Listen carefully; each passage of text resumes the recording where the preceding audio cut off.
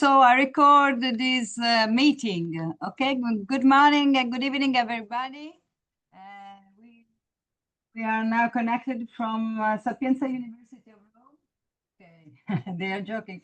There are some students with us, and other students are connected with Antonio Chirumbolo, Professor Antonio Chirumbolo, who teaches psychometry, right? Antonio, hello. Silvia, dovresti parlare più vicino al microfono perché se giri il volto non si sente più niente. Now, can you listen to me? It's Adesso better. sì. Okay. Yes, because at Sapienza University technology is very adequate. Okay. No, but I have the honor of being here with Professor Osama Hamdouna. Professor Osama Hamdouna arrived only 20 days ago from Gaza. He was evacuated from Gaza Strip during the war, the last period of the war, and we hope that something will and the peace will start in the Gaza Street, and something is gonna change. However, I am in contact with Professor Osama Hamdouna since 2 years, so I can say that I lived with him these 2 years during the war, even knowing the price of an onion, for example, that was terribly expensive, became terribly expensive. I can say that this meeting is we call this meeting dialogical meeting. Dialogical meetings, that means that this meeting is organized under the umbrella of a thematic group, the thematic group that I coordinate with other scholars all around the world, and the thematic group of the International Sociological Association, that is called Social Love and Solidarity. And then also, this is here, it's my pleasure to have a Professor Hamdouna here at Sapienza University. He is now visiting scholar at our university, and after he will go to France, especially to Professor Catherine Boulzung, who is connected as well, and a big hug to her. And also, I would like only to say that this is a special occasion because Professor Hamdouna is a psychologist, and he's the dean of the Faculty of Mental Health Education, Al-Azhar University. Al-Azhar University is a university founded by Yasser Arafat. Yes. So maybe you can, especially me and we can say elder people, can remember very well who Yasser Arafat was and what represented, especially, yes, in Palestine, and also in the connection with Israel as well. And so, I'm very happy to welcome here Professor Hamdouna, and we will listen to his lecture. This is not a lecture, but only he would like to share with us some reflections on the situation in Gaza, but on a psychosocial perspective. He will have here a project related to the trauma, and especially, yes, individual, but also collective trauma, especially after the war. And so I leave to him the floor. This is a very good opportunity for us. Can you listen to us very well or not? Okay. Okay. Okay, thank you very much. I really would like to show my biggest appreciation for Sapienza University for giving me such a great opportunity to be here with you and give this kind of presentations, actually kind of presentation that I will try to reflect the reality of the Palestinian community. I've been here mainly the Gaza Strip, either before the war or during the war and after the war. So I will actually start presenting this kind of information, and I also I'll be ready if by the end of the presentation, if you have any question, I'll be ready to answer your questions. So let us start from the first slide.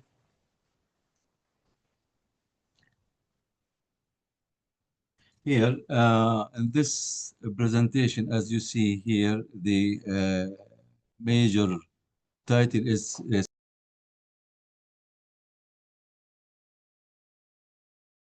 and Society, the case of Gaza, Gaza Strip. The main points that I'm going actually to talk about are as follow.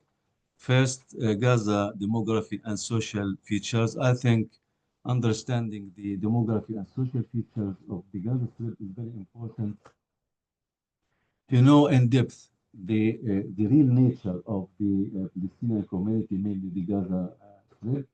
And also you can conclude from such kind of variables, I mean, the demographic and the social features, how maybe the people are thinking, how they look to the world, how they look to themselves and to the others. So I think the first part is important and critical to be shown for you and for the other people. The second part will be actually about the historical background. Also, historical background is very important because, you know, communities actually are building gradually through history. Every stage in history has great impact on the development of a community. So I think showing some information or presenting some information on this aspect, I think is very important for more understanding for the Palestinian community as a whole. And also we'll talk about psychosocial analysis of Gaza community before the recent war, according to our own and your own understanding for the two first items, the first one and the second one. I think you will be able a little bit, at least a little bit, to analyze how is the Gaza community, okay, before the recent war. And after that, we'll talk about life in Gaza during the war. What kind of sufferings that the people over there encountered, and how they could actually overcome some of those difficulties and problems, and how they could cope to survive. Because actually, the last war, it was kind of genocide. It was very heavy. It was very strong, and actually created lots and lots of pressure and problems for the people over there. You will see some examples of those sufferings and those problems. And after that, we'll talk about, you know, the final item, the effect of the war, how such war has affected the Palestinian community, either individually or as a community, and what we expect in the coming future. I mean here, after the war, what kind of problem are we going to encounter inside the Palestinian community, either on the individual level or even on the community level. This, عفوا الصوت بيصير ويروح ويجي فما مش عارفة أين المشكلة المايك. Okay. okay. Now I hope now will be better the voice. I Okay, hope. thank you. Okay, thank you. So we'll start for the first from here. No. Now, demography and social features of the Gaza Strip, mainly the Gaza Strip. Gaza Strip is part of Palestine. You know, before also starting from this slide, I would like to just you know say something important. It might be important to facilitate the understanding of this presentation. It's deserve mentioning that for Palestine, okay, The problem of Palestine was actually started in 1948 when the Israeli side occupied about 2/3 of Palestine. At that time, just they left Gaza Strip and West Bank and East Jerusalem not occupied, but the total of Palestine was actually occupied. At that time, the West Bank and East Jerusalem used to be controlled by the Jordanian Authority, and for the Gaza Strip used to be controlled by the Egyptian Authority because Gaza is close to Egypt and borders, okay, and West Bank is close to Jordan. Uh, this is just keep it in your mind because we will actually talk it more about this point later on. Now, Gaza Strip is part of Palestine. It's a small area located in the southwestern part of Palestine along the coast of the Mediterranean Sea. It's a very nice area, by the way. It's coastal area. It can be also a bit considered as a touristic, area. Okay. It has a very nice beach. So, yani, it's very nice area. Total area is about now 365 square kilometers. Yeah. Okay. Can you listen to me? 1 second. Okay. 1 second, because maybe we have to change the mic.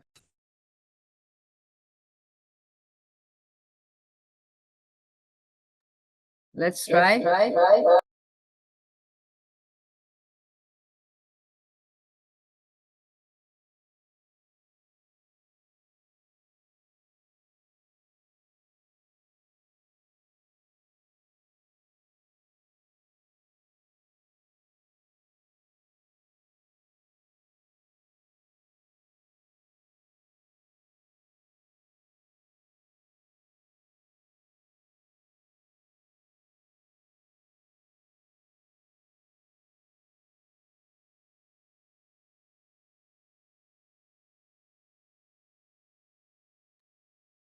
Because they told us that you cannot listen very well. Is it right? Yes. So this is the problem. We can disconnect the slides and then we will use this. Okay, without the slides for you. Is it okay for you? Okay, because you. So this is the only way. Oh, I see. The slides will be here, not here. Yes. Okay. That's okay. You can do it. 1 second. Wait a minute.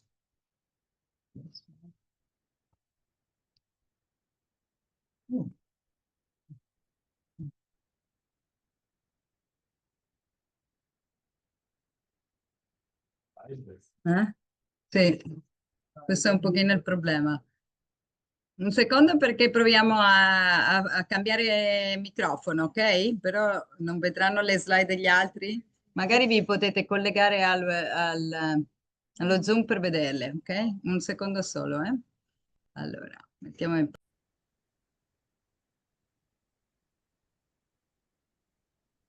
Ok, we start again now.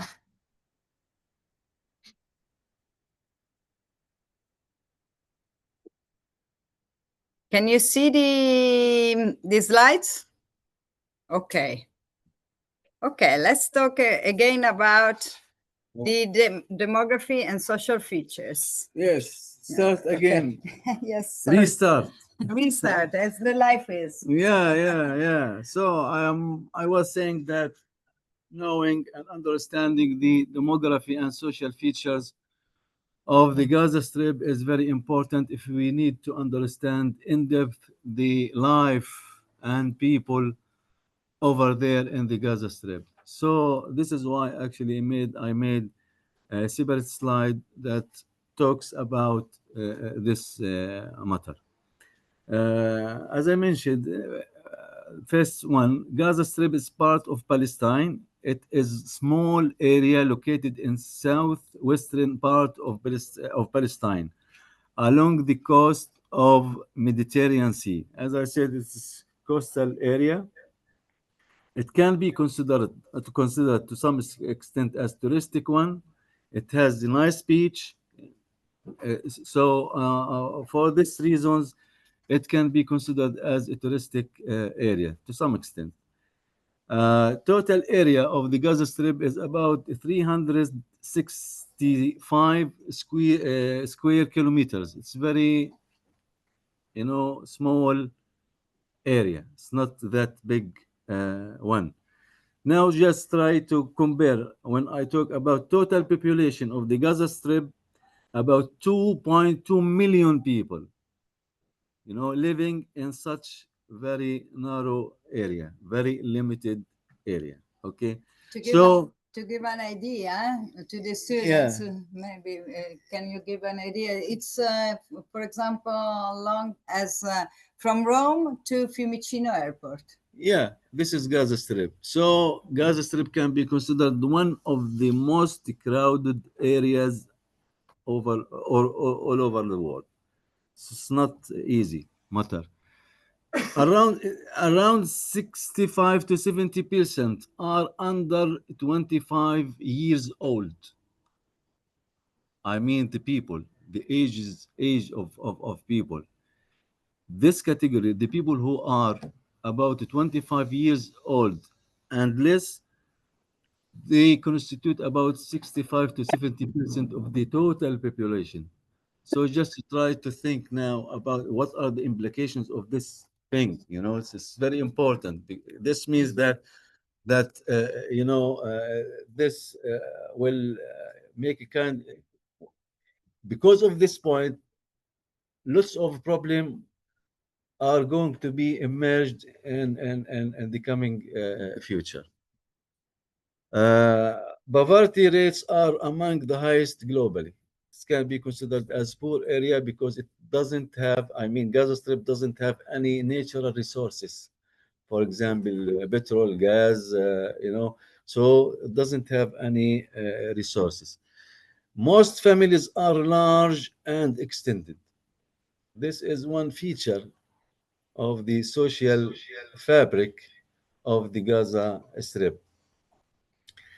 Family is actually valued very strongly. So they keep the system of family and the Gaza Strip. And also we have not only nucleus family, we have the extended one. Having the parents, children, and grandmother, grandfathers, all could be in one building or in one place. Okay. Here, why such features matter? Why those characters or those features are very important to be presented or to be understood? Because high youth population, for example, means strong emotions, energy, and group mobilization. This is very important. Okay, it's not the same one. This one. No? Sure. No, no. You bought the old one. Okay. Here. Yes. That's okay. Maybe this one. This one. Yeah, this one. No.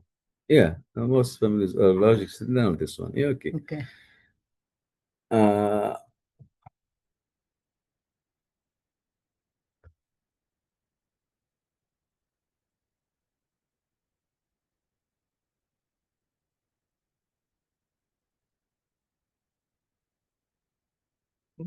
Okay, now we'll talk about historical overview of Gaza Strip, because already talked about the importance of those features. Either demographic and social features. Before 1948, it was part of the historic Palestine. The Gaza Strip was part of the historic Palestine. In 1948 up to 1967, it was under Egyptian administration. Okay, after the Israeli side occupied about almost all Palestine, they left only West Bank, East Jerusalem, and Gaza Strip. Okay, they didn't occupy those areas. So Gaza Strip used to be ruled by the Egyptian government, starting from 1967 up to starting from 1948 up to 1967. It was under Egyptian administration, and large refugee camps were created either in the West Bank or in Gaza. On the Israeli side, occupied about almost all Palestine except West Bank and Gaza, beside the East Jerusalem. Lots of people immigrate from that part, occupied part to Gaza Strip, either Gaza Strip or West Bank, or even outside Palestine as a whole. So lots of refugee camps were created either in West Bank or in the Gaza Strip. For example, originally I am from a city called in Arabic Al-Majd. It's now a part of Israel, and it's called Ashkelon in Israel. Okay, so I can be actually uh, considered as a refugee. Yes. In 1967 to 1993, Israeli occupation began after the 1967 war. Okay. 1993 up to 20, Oslo period, we have reached Oslo agreement, and from that time, such agreement created a new hope for the Palestinian people that we are going to be liberated and will have our independent state, composed of West Bank and Gaza and East Jerusalem. This is what we actually hope to have. But, everything was actually broken. A new hope for peace was created and the Palestinian Authority was established from that time, from 1993. Yes. Why is it important to understand such features and holistic background psychosocial analysis? Now I'll try to analyze from the psychosocial point of view those features. And I think this is very important if you would like to understand well the Palestinian community as a whole and the Gaza Strip in particular. So, for example, overpopulated area, as I mentioned before, it's overpopulated area. But what are the implications of such thing? In general, the overpopulation can be critical cause for several social and psychological problems, and this is well-known fact about the overpopulation in anywhere. If there is a kind of overpopulation, you can suggest or imagine that some problems will be existed as a result of such overpopulation. Just also keep in your mind that Gaza Strip is without any natural resources. So the economy of the Gaza Strip is very weak. We don't actually have any kind of natural resources to depend upon it in our living. So, overpopulated area in general, the population, as I mentioned, caused for several social and psychological problems, such as limited economic resources that leads to poverty. This is beside that such overpopulation increases the impact of any additional crisis, whether it is a war or natural disaster. Well, that's true. Overpopulation should be considered when we think about any disaster that any community is going to encounter.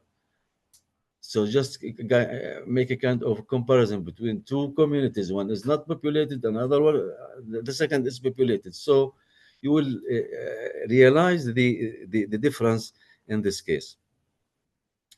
Also, poverty and unemployment. This is, high rate of poverty and unemployment in the Gaza Strip. This causes psychosocial and economic pressures, leads to the feeling of frustration, making the community weaker when facing additional crisis. And this is, it's normal. A higher number of young people, another point, and this is another character. What is how we can interpret it now? More than half of the Palestinian population are youth and children. This necessarily means that the generation experiencing difficulties and sufferings today will be the one who will shape the future of the community. The youth now, or even the children that we are having now in Palestine, okay, those children themselves will constitute the coming generation for the Palestinian communities. Just try to imagine now what is the status or the state of those people who are still young, still children, as a result of the war, okay, and how they are going to grow, and how their personalities will be, and what kind of generation are we going to have for the Palestinian community in the Gaza Strip. This is very critical questions and needs actually to be answered. I hope during the we'll answer this question. uh, Psychosocial analysis of Gaza community before the recent war, just to make you understand more. I mean, because maybe Gaza for you a bit, maybe a bit new area or something like this. Just I would like you just to know how was Gaza before the war, and how was Gaza during the war, and what we are expecting after the war. In this case, I think the picture will be clear all for all of you. So social life, for example, social life before the war, social life in Gaza shaped by long history of suffering and displacement. And this is actually clear. If we take into our account the political history of Palestine and the generations. So it's true when I say social life in Gaza shaped by long history of suffering and displacement. Occupation is a kind of suffering. Displacement is a kind of suffering. It's not only suffering. It's really that your grandparents has. yeah, even yeah. My grandfather until now have the keys of their houses inside historic Palestine, and what is called Israel now. So, y- so it's not easy. Strong family and community networks help people cope with daily challenges. In the past, we used to have this before the war, okay, because the condition was about one, and it's not okay. I think that area, that stage, it has its main circumstances, and can be interpreted in different way. Why those people were so cooperative with each other, in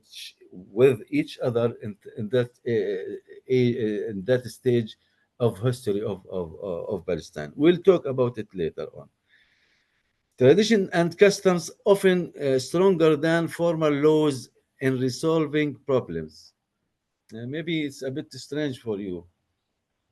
In the Gaza Strip, we have actually law and we have courts, but because of the nature of the Palestinian community, what is the nature of the community of the Palestinian community? Is that the Palestinian community is familial one, is extended family one, So if any dispute happened between either individuals or groups, at the beginning, those individuals or those groups try to solve their problems based on their tradition and custom without going to the court. But if they didn't succeed in this regard, they will go to the court by the end. Okay, so this, an indication. It gives you a big indication about the nature of the social fabric of the Gaza Strip. It was kind of there was a very strong relations among the people inside inside the Gaza Strip. Okay, this is what we actually used to have before the war. Close relationship, solidarity, and integration in intergenerational ties strengthened resilience. Yeah, that's right. During that period before the war, we have the people were so tolerant. They were so trustful. I mean, they trust each other. Good and strong relations. But we'll see what happened after a while. Despite this, society remains vulnerable to collapse during wars or major tragedies. That's good. If you can, as you heard, this means that the Palestinian community before the war was a strong one, was a good one. Okay, but at the same time, we cannot say that the Palestinian community now is immune for any kind of a challenge or any kind of war or any kind of any problems. No, uh, there is a possibility to to have some problems or even to collapse a little bit to another state compared to the one before the war. A perspective on the mindset of people in Gaza before the war. Now, this one is actually a proposed one. It's not actually given from, for example, scientific source. It is my own analysis. Okay, it's my own understanding for the mindset of the people in the Gaza Strip. I really do think that the all historical stages, including political, social, and economic aspects, formed a specific kind of mindset, okay, for the people in the Gaza Strip. What I mean by mindset, the source of thinking, how they are think, and why they are thinking in such way. Why they are thinking in such way is already answered because of the previous stages, historical stages I mentioned or I talked about. Okay. Now, if we'd like just to try to imagine the mindset of the people in the Gaza Strip, we can say the following. The community has a strong social and political mindset shaped by years of occupation and conflict. And this is normal for any community, occupied community, to have good mindset, especially politically, from the political point of view. So it's very important because something is important for them. It is very important to follow it because part of their life. It became really part of their life. I mean, politics in general. For example, listening to the news, participating even politically inside the Palestinian community. This is it's very important for them because they have an issue. They have to, to defend their rights and defend, their needs. People value family, as we mentioned before. People value family, the life of family, solidarity, and helping each other. Okay, this is mindset before the war. I'm just repeating. They understand well that sacrifices and suffering are part of achieving their goal. They understand well if I would like to achieve my goals, for example, liberation, or I have to sacrifice. I have to have problems. I have to suffer. You know, this is well understood from by the Palestinian community. Politically, they are resilient, aware of justice, and hope for self-determination. And this is normal for occupied population to be aware about those variables or aware about those things. They maintain their identity, traditions, and community ties. Okay, but I hear by the end I wrote it in red line. Long-term hardships and sacrifices affect both individual and community mental health. Every every community or even every individual has a limits. There is a limit. You know, you cannot continue all the time beating. You cannot continue all the time fighting. You know, so there is a limit for any community or even for individuals. Life in Gaza during the war. This is the most. This is it is very painful part. I really start having some flashback from from the war, but it's okay. Life in Gaza during the war. Gaza Strip faced heavy and very strong military attacks. Really, believe me, at the beginning of the war, maybe the first year of the war, we used to have random bombing without giving any kind of notification for the people. The Israeli side used to bomb without any kind of notification. Okay, maybe the first 8 months or a year. This happens. So just imagine yourself over there and you expect a bombing any time, you know, while you are maybe sleeping or eating or walking or so. So this is our life inside or during the war. This is one aspect of our life during the war. bombing طبعا اللي هو wide destruction and lack of basic resources because of bombing. It was so huge and so strong. So you can say Gaza Strip is totally destroyed. يعني no buildings. Maybe about 2/3 of the buildings are now destroyed. Okay, maybe just we have just third of the buildings. What I mean by buildings, I mean houses, schools, maybe also to some extent. Um, something like this. The streets, sure, the streets and the infrastructure, the main infrastructures of the Palestinian community. Daily life was full of suffering. Sure, full of suffering, from water and food to sleeping.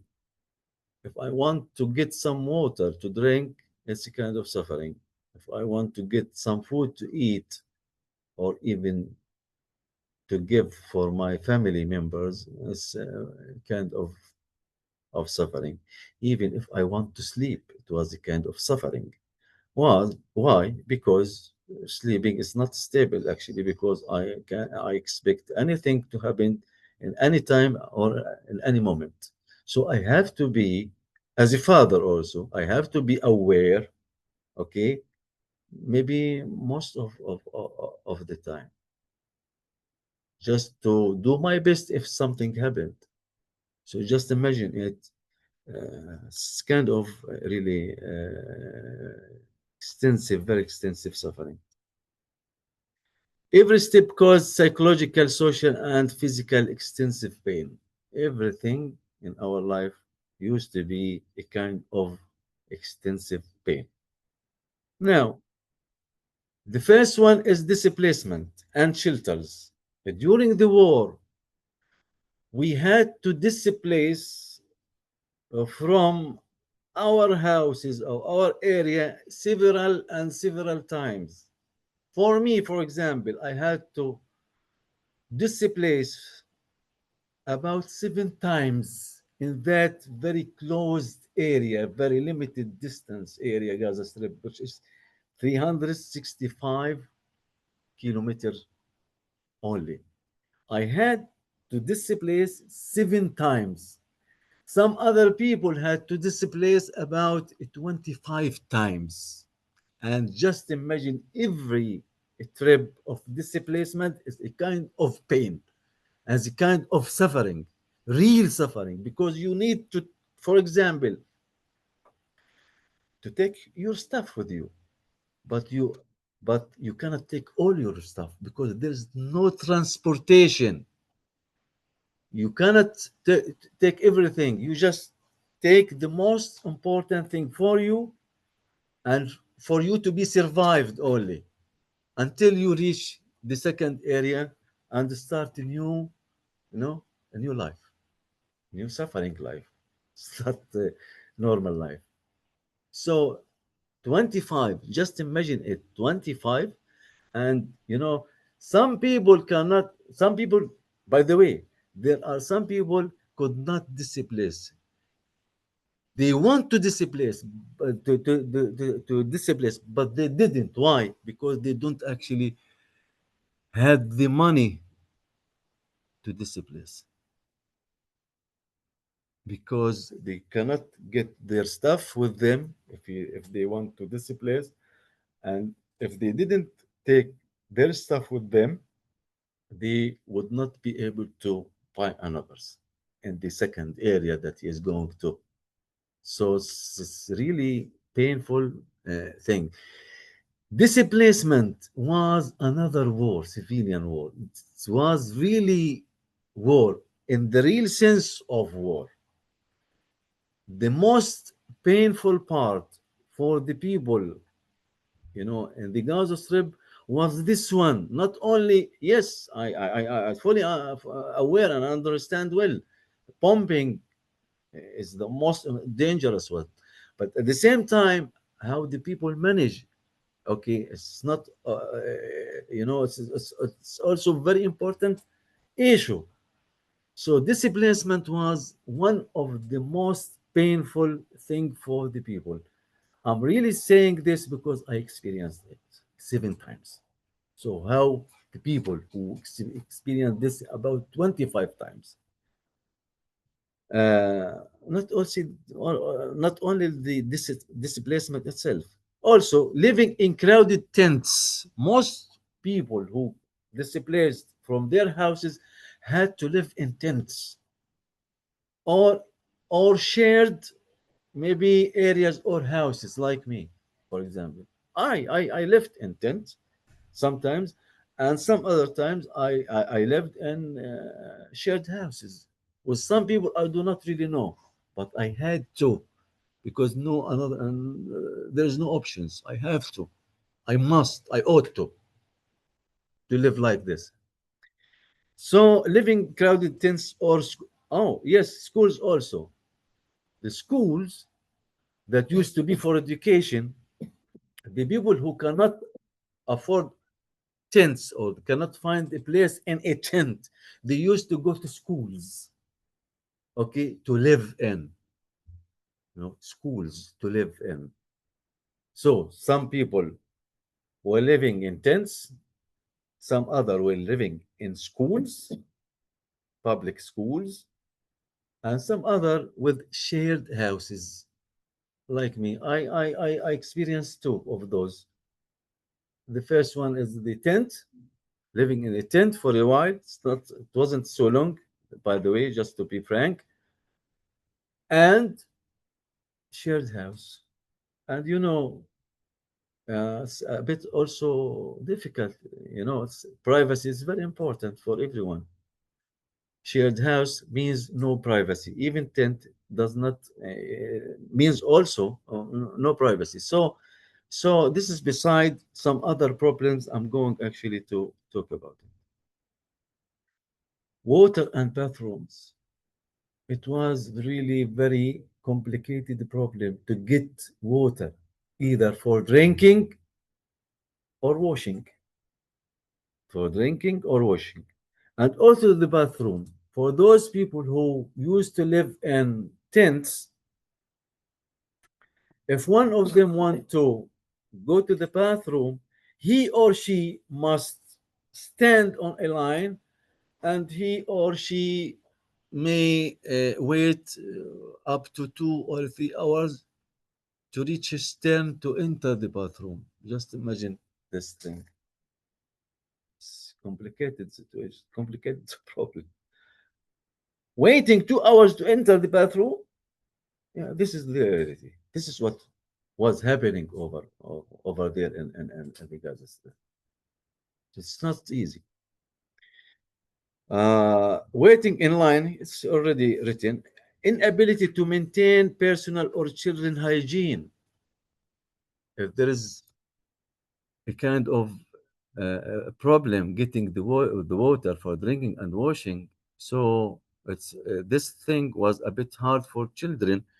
If we would like just to consider the children hygiene, they need to be, having a bath, and they need to be clear. Okay, for their safety. I mean, from the medical side point of view, badly affected the health condition. This really, yeah, affected the health condition of children, mainly the children, and increased social and psychological suffering. Lots of clashes, lots of problems, occurred really during that period, because very limited resources, lots of people, everyone wants to get his basic needs or her basic needs for very limited resources. So it's normal to see some clashes between among the people. I want this. No, no, it's not your turn. My turn. This is mine. No, no, this is not yours. This is my. Like this. It went like this. So this this thing has actually created some problems related to social fabric in the Gaza Strip. You know, to be frank, starvation during the war. Oh, by the way, it's hard to tell, but I will tell you. Uh, it's okay. Let us continue. It's a bit hard. Starvation during the war. Yes, yeah, hunger. Fame. Yes, famine. Yeah, yeah. It was really, it's a real one. It was a real one. And it was very strong one. This is actually another problem we faced during the war. So it's not only the war, it's not only bombing.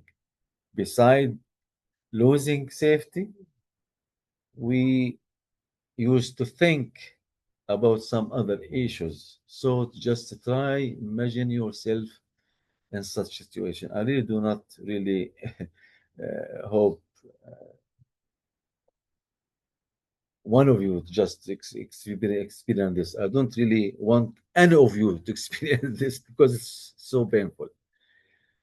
Food was almost unavailable, and prices were very high, causing a serious shortage and daily suffering.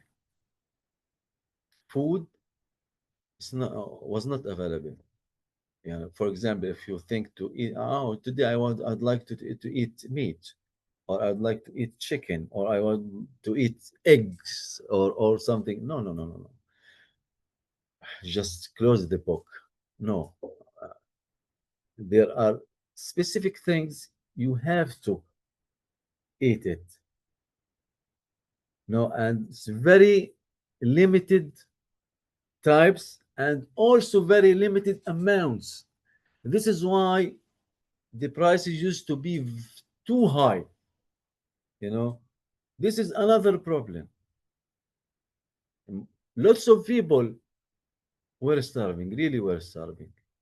For me, for example, I was starving. I lost about 17 kilograms from my weight.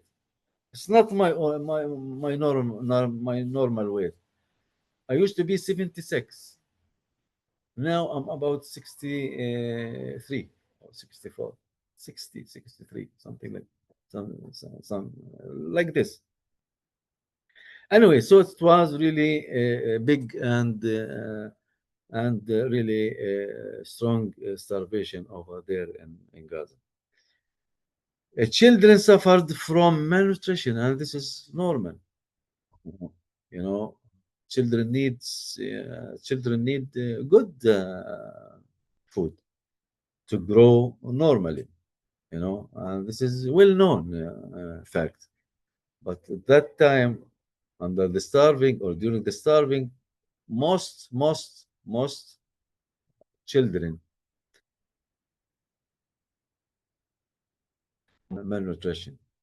By the way, I used to work for a little time, a little bit as a psychologist and the Palestinian community. Lots of children came were s- were yeah, okay were suffering from malnutrition. This is why I'm actually sure about this. I saw them in my eyes and in my mind, and I dealt with their mothers and fathers just to give them some awareness session about what is the meaning of malnutrition and what is the impact of such state on the growth and development of a child, either physically, psychologically, or behaviorally, or behavior from the behavioral point of view also. So I saw them in my eyes and in my mind.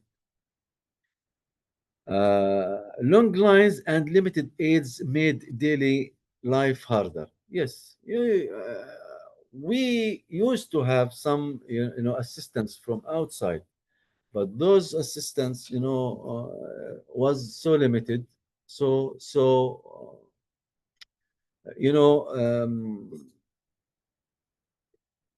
what I can say. It wasn't actually sufficient for the total community or for the whole community. So, but anyway, it's good to have it. Starvation was more than just hunger. Every step to get some food was a kind of a struggle. This is, about starvation. Cash and currency during the war. This is another problem. Cash and currency during the war. Because of the war, all banks in the Gaza Strip were destroyed and closed. We used not to have any kind of banks for money to have money from our accounts, for example, or using the ATM card, to get some money from the machine. Everything were destroyed. Getting cash was too difficult. But at the same time, you have to have some cash to buy something because we do not actually have that culture of using the ATM card.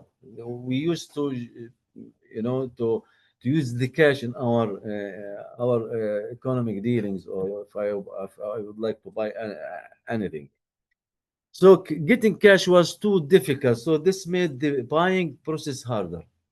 So we encountered several problems in the buying process. People had to transfer money to merchants and get cash for too high fees. If I would like to have, for example, €1,000, or just suppose that I have €1,000 on my account, so I needed cash. I can transfer it to another one, to his or her bank account. In turn, he will give me back only €600,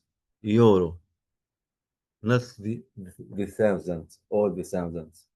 He got €400 as you know, as a price you, for the cash. So we used to buy the money, buying the money, buy the money. You know, this is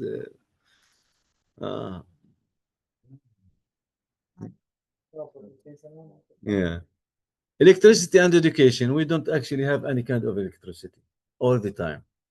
No electricity at all from the beginning of the war, except some people who have, for example, you know, generator. They can generate some electricity for specific hours, 2 or 3 or 4 hours, something like this. But in general, we don't have any kind of electricity. Education, by the way, no schools. Most of the schools were destroyed, either destroyed or or lots of people are living in the schools. So no schoolings, no education. 2 years, children have got no education. Just to try to imagine this and what is the impact of this thing on the coming generations. You know, either on the impact of such thing on children themselves or on the community. No universities. I used to be the dean of the Faculty of Education at Al-Azhar University. No university. You know, my university is totally destroyed. To be more frank or more precise, maybe we have just 1 or 2 buildings only stand. But the university, most of it has been actually destroyed. Now, the university is working only online. You will say now, how this university is working online at the time there is no electricity. So if there is no electricity, this means also there is no internet connection because the internet connection needs electricity to function. As I mentioned to you, we work online for specific hours. You know, we generate the electricity from generators, and also in this case we have for some hours a kind of internet connection. It's not sufficient. I know well it's not sufficient, and also it's not easy to get the internet. And if you get the internet, it's weak. It's too weak. Not always, strong. It's not that strong. So, but I really do think that this step of the university is a bit reasonable or is needed actually because we would like to show the universe, the people, the world that we are still standing despite all of these problems, despite all of these challenges. We are still standing and we are still trying to do our best for our community. Maybe this could be a good message for the international community. This is really, in my opinion, this is the main function of the online teaching because I'm really not totally convinced about the online teaching because teaching and learning and teaching is not only just getting information. It's a kind of social interaction. It's a kind of social interaction. This is the most important thing, and part of our personality is actually built by education, but not only by the information we get from schools or even from the universities, and also from our context, from our interaction with each other. This is the most important thing. No sustainable internet connection, as I mentioned, just for a few hours. Too limited amount of fuel for cars and transportation. No fuels at all. So uh, too limited. So this is why the price of the transportation was very high. By the way, I told Professor Sylvia before, I bought the most expensive one onion on earth. It was about the price of it. It was about 20 euros. One onion. One onion like this. I was in bad need of it. I didn't want to buy it, but for several reasons, I told the Professor Sylvie about them. I had to buy it. I will tell you why. I had just something or a specific only specific thing in my house to cook. Okay, and this kind of food cannot be cooked without onion. Okay, so I had to find the onion to cook the only thing I have in my house. So this is what motivated me to buy this most expensive onion on earth. Yeah, it was like this. Effects of war on people in the Gaza Strip. More poverty, it's clear. Loss of homes, it's also clear. Injuries and deaths, lots of injuries and deaths. I don't really want to mention a number, because if I'd like to mention a number, it must be referenced. But generally speaking, I can say it's high number of deaths and high number of injured people.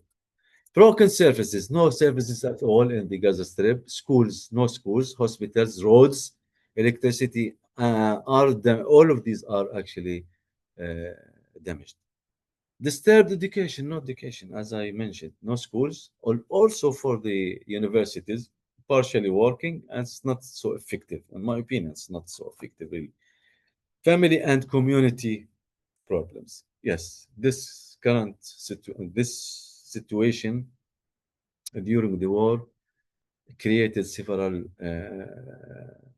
problems, for the community and also for the families, because of the very complicated life. Social fabric and community impact. I don't know if it took that time or what I say. Yes, the presentation. I don't know. كم واحدة هذه؟ No, you have time. Yes, I have three time? slides. Okay, good. Social fabric and community impact. Now, just we'll try to explain a little bit the impact of such suffering and such situation I mentioned on the social fabric and the community in general. The sound of explosions, continuous types of loss and fears cause continuous psychological suffering and different types of disorders. You can imagine the difficulties. You can imagine now the situation during the war. So it's normal actually to have, psychological suffering and also different type of disorders. These conditions created an environment for acute harsh suffering. Yes, it was acute harsh suffering. Displacement stress weakened relationships among people and reduced social support. This is one impact, negative impact of the war on the social fabric. Because, all of the people fighting for their own survival, so lots of problems happened among the people. There was loss of trust in others. We used to trust each other, but during the war, trust actually decreased so much, especially when sharing scarce resources like water, food, or crowded spaces. Just imagine it. Yeah, that's right. For people, when they are sharing these things, there should be a kind of clashes among them, because everyone will try to get his needs, so it's normal. Um, Many left with social alienation, many felt with social alienation and a desire to immigrate, searching for safety and more stable life. Yes, alienation was one of the most common social problem in the Palestinian community. You know, it is because of several reasons, not only, by the way, the war and the suffering. Also there are some political reasons for such phenomena. Alienation is very critical and dangerous one, and now is really the Palestinian community is full of such problem. It's really social problem, can be considered, yeah, on individual base and also and societal base. I mean, from the social point of view. Expected social problem in Gaza after the war. What we expect now. Now the war is ended, and we hope to that the ceasefire will be sustained and continue uh, peacefully in the coming up future. So what we expect? We expect the following: community breakdown, loss of neighborhoods, displacement, and the huge destruction have weakened social connections and trust among people. This is actually expected thing to be found in the Palestinian community at the nearest future. Family change. Yes, family change. Many families lost parents or relatives. Women and children now taking new roles and responsibilities. For those children or women who lost their, if a woman, her wife, if a child, his father, this means that the main source of economy of a family is absent now. So another one should take this role. Who is going to take this role? Either the woman or the child. By the way, this is what we have in our community. Maybe in 19 and 20, maybe about 6 or 7 years ago, I conducted a research concerning street working children. I mean, children who are working in the street. I made a kind of quantitative and qualitative research. It constitutes a phenomena in the Palestinian community. I'm not saying this just, no. It's based on a research. I did it maybe about 5 years ago. It's a phenomena. So this kind of phenomena will increase after the war. So just also imagine what the impact of such thing will be on the children themselves and on the community. This is another problem. This is another social problem. Needs to be solved, or needs to be, yes, solved at least. Women, yes. Education-related problems are highly expected. It's now clear. No schools, no universities, normal universities, and even if we have schools, what we are going to do with those children who did not have any kind of education during the past 2 years? How we can solve their problems? They need to be, educated, so it's a problem. So we need to solve this problem, not only just opening the school top for those people who didn't go to school for 2 years, and for a child who was 6 years old when the war began. He is about 8 years old and he didn't go to school. He does not know now how to write and read. So another problem, another educational problem needs to be also solved. Weakened social cohesion is expected also. Changing values is expected. Traditional values such as patience, solidarity, cooperation, and tolerance is going to be actually to degrees. Let us say at least degrees. Poverty and limited work opportunities will be too limited. We do not actually have any kind of resources, and I can imagine when we can have some work opportunities. It will be only manual also. If reconstruction begins for Gaza, rebuilding Gaza, I mean, reconstruction Gaza start, we might find some opportunities or chances for the people to work. Expected psychological disorders after the war in Gaza. What we expect? PTSD. That's okay.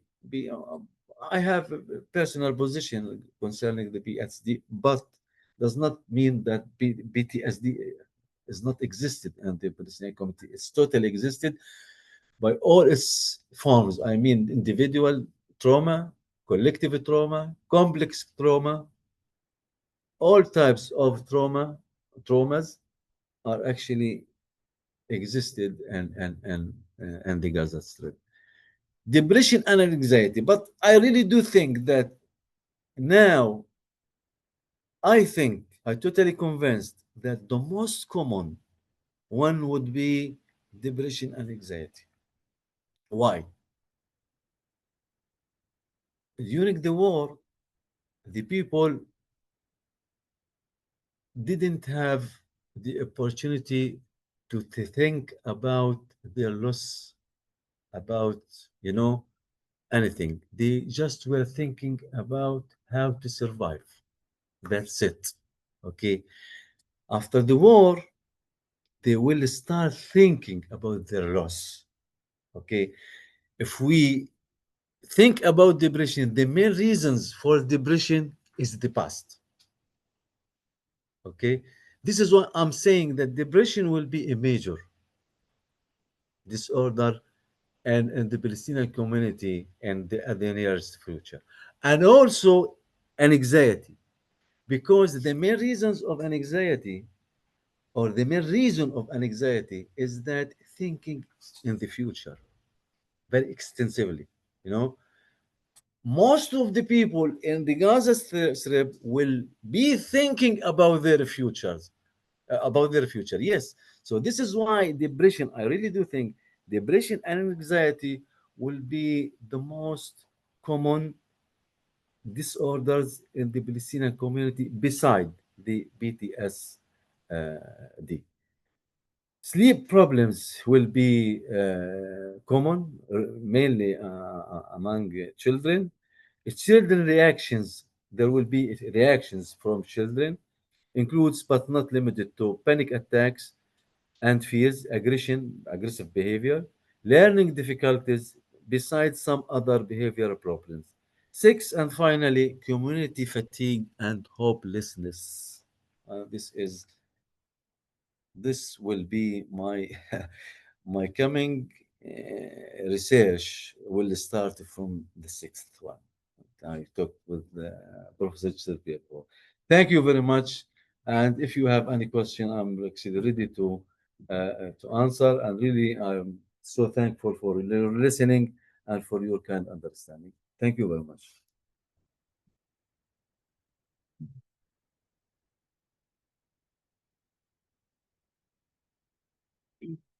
So, thank you very much. It was very, very painful. In reality, painful I tried listening to you. to tell them something about my son. Okay. I can now. Maybe I will try. We will You try. know, I have a little child, my son. His name is Abu. He is 11, 12 years old. One day, he started talking with me. I started listening to him. He asked me question. What's that? He asked me the following question. Dad, I answered yes. Do you know what is my dream now? I answered, I answered him yes. What's your dream? He told me, uh, he told me,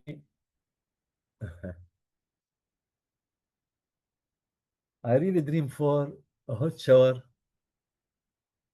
have some candy to eat.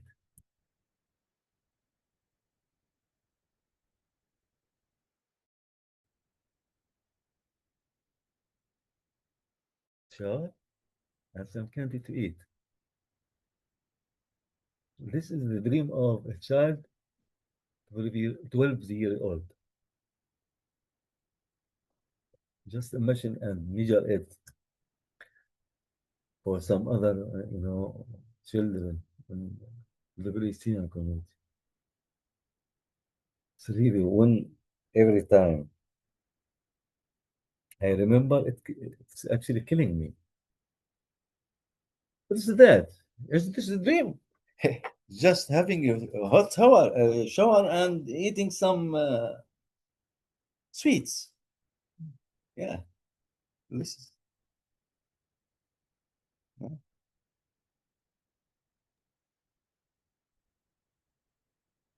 So someone wrote a message. Thank you very much for this very touching and authentic testimony. Wissam. Thank you very much. So maybe I think usually we I don't know. Usually we follow this dialogic meeting. Yes, as well, collecting questions and also observations and reflections online. But we ask if someone has online. If not, we stop the online and then we start to talk here. Okay. May I ask something? Yes. Yeah. Hello. I am Monica Martinelli from the Catholic University Milano. Thank you very much for really your presentation, and because we have idea, but we have no idea. We have not a real idea what is happening in Gaza, what happened in these last 2 years. Okay, we can see a lot of images of news, but listening to somebody, it's another history. So I would, perhaps I have lost something because I am on the road, but I would like to know from you if it's possible. You have spoken and said that you were or you are the Dean of Faculty of Education, and so which kind, what are you doing now? And so do you see some possibilities in your position, in your role, to contribute to do something in this challenging and very, very difficult situation? So perhaps it's a personal question, but I'm really very impressed of your testimony, about your testimony. Thank you very much. Shukran. Thank you very much for your question. Actually, yes, I used to be the Dean of Faculty of Education at Al-Azhar University. Mental health and education. And also the head of the psychology department at Al-Azhar, at Al-Azhar University. I really do hope that Al-Azhar University will be rebuilt and will start working again in normal, conditions. This is the most important thing, and I really do hope that I can make any kind of contribution. I'm really willing to make all my best to make a kind of contribution for the other university to be rebuild again and start starting for the other university, because I think that universities in general in the Gaza Strip are very important, and preparing for the coming generations, the Palestinian generations. So I think having most of the universities over there in Gaza stopped without working, I really can consider it as a tremendous problem, and it will have a significant impact on the Palestinian community in general, and also on the youth, the Palestinian youth, okay, in the Palestinian community, I mean in the Gaza Strip. I really do hope that we have Al-Azhar and the other university again working I really do hope so, and we'll see what will happen in the nearest future. But maybe we can say that one reflection Yeah. that we shared in these days is the necessity to reform as well the education system, but in the broader sense. Yeah. right? This is very important point also. You know, if you would like to also to talk about education, I really would like to emphasize a very important point. But to emphasize this point, we have to, you know, to consider education from its widest meaning. You know, we have a kind of gap in our educational system in Palestine. There is no there is no kind of you know, matching between schools and families in education. I mean, for the families, they try to upbring their children according to their tradition and custom. At the same time, when they go to school, they start the school start, you know, educating them some new values. For example, the democratic behavior, how to be democratic one, or how to be yes, democratic in his or her behavior. But when guy or this child go to the family, the democracy itself is not actually existed as a behavior in the family. So this in this case, the child is going to be confused. Who should follow, the school or the family? So this gap must be actually bridged, and we must find a good solution for this problem. While I was a dean for the faculty of education at Al-Azhar University, I had a meeting with the Ministry of Education, and I discussed with them this problem. And as a part of the solution, I suggested putting or designing a specific course that should be actually taught for the students inside the university. And this course must be titled as follow: social, marital life, family life, and child upbringing. This is very important thing, you know, to be to be as a knowledge to be given for the coming people who are going to, you know, to shape the coming generations. So I think this point is very sensitive and needs actually to be really solved in a good way. Thank you very much. Thank you. Okay, other questions from online questions? Thank you very much, Laveg wrote. Thank you very much, Professor, to your enlightening lecture. I think that I can speak for many young students like me. We all stand with the resistance and resilience of the Palestinian people. Thank you very much. And then there are many others. Okay, only thanking. So if you like, we close this the online session, and then we can easily, because I think it was very touching. Maybe I can translate.